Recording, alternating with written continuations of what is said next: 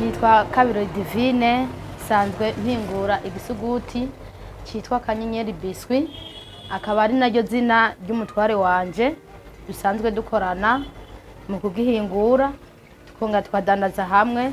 Iki gisuguti ni igisuguti kimeze neza cyane bisumba nuko wovyimvira. Ni igisuguti gikozwe mu ngano, mu mata, muri sezame no mu buki. Urumva ugeragaje kumva ivyo bintu vyose iki gisuguti gikozemo, urumva yuko ari byo ngahi wacu mu Burundi. Hariho abantu bari bamaze imyaka nyinshi bavuga ati ntidushobora kugira ibi bisuguti biva mu mahanga kuko byo hava bitongereza ingwara bari bagwaye ibisukari. Ariko twe twabaye umuti w'ico kibazo c'abantu batari bajya igisuguti kiva mu mahanga. Twe iki gisuguti urashobora kucihereza ntihagire ikibazo na kimwe ishobora kugutera.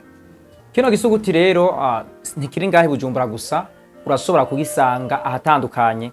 Uri ngahi Bujumbura urashobora kudusanga mu Kamenge, mu Gituro, kwibarabara rya 3 inomero 9. Uri mu isoko mu Kamenge urashobora kurabira ngaha kwinjiro gisoko rya mbere, urashobora gucuhasanga mu mama aba yikoze ameze neza ariko arakibahereza.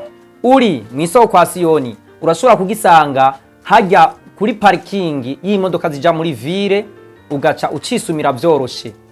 Uri Gitega urashobora kuja hajya ku masanganzira ukabaza umuntu yitwa Pacifique akorera hagati na hagati ya Tramwex na Volcano, uca wisangiraho Kanyenyeri Biswi ukayihereza. Uri muri ville mu gisagara ca Bujumbura urashobora gushika kuri Muhamex Alimentation imbere ya Bankobu siège, naho igisuguti Kanyenyeri Biswi kiba kihari uco cihereza ataciriwe kirasabwa. Naguba ndabamenyeshe rero yuko ukeneye kurangura ni ngaha kuri siège mu Kamenge mu Gituro kujya 3 inomero 9. Urashobora kuturondera kuri 61 815 544 canke 69 68 73 18. Kaze rero kuri Kanyenyeri Biswi twagomba tubabwire yuko ari gisuguti ukiriye atakindi gisuguti uzokwiyumvira gusubira gufungura.